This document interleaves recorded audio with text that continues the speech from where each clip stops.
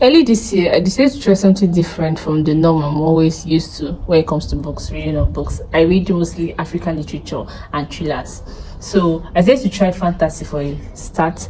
And I read Iron Flame, I read Fourth Wing, and I'm still reading Onyx Storm, Onyx Storm. And I have come to the conclusion that fantasies are not for me. Like, they're literally not for me because the time it took me to read Fourth Wing, the time it took me to read Iron Flame, even Onyx of Storm, the time it took me was really long. I don't know, maybe because there was a lot of dragons and everything, but it's quite good for your imagination because you tend to imagine it well. But I still stick with my African literature and my thriller books. Talking about thriller books, Frida McFadden, that lady has me on the chokehold. I've read almost 15 of her books and I have not gotten one plot twist before.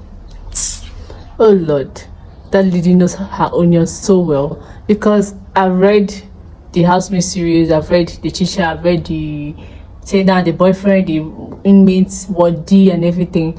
My best Frida McFadden book is Never Lie. God, that book taught me how to detect people that are actually lying. It really taught me how to detect people when they're lying to me. It's so good. That book is extremely good. Then the list of the book I've read from her is The Devil on Scrub. The Devil Who Wears Scrub. I didn't like that book, I'll not lie.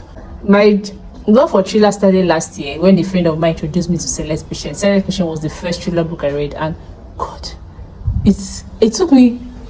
I could not drop the book until I was done with the book. To tell you how that book held me on the chokehold, like it held me strong.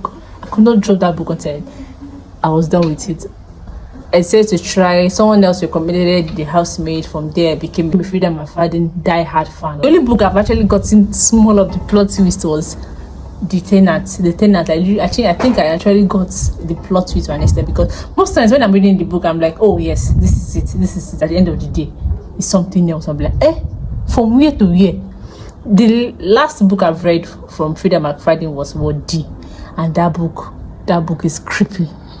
That book is a question. I said questioned my own sanity when I was reading that book, please, because it made me see like, no. Finally, take care of your mental health. That's the least I can say when it comes to after reading that book. Take care of your own mental health. A good thriller book that will keep me on my toes till I'm done with that book. Please write it in the comments.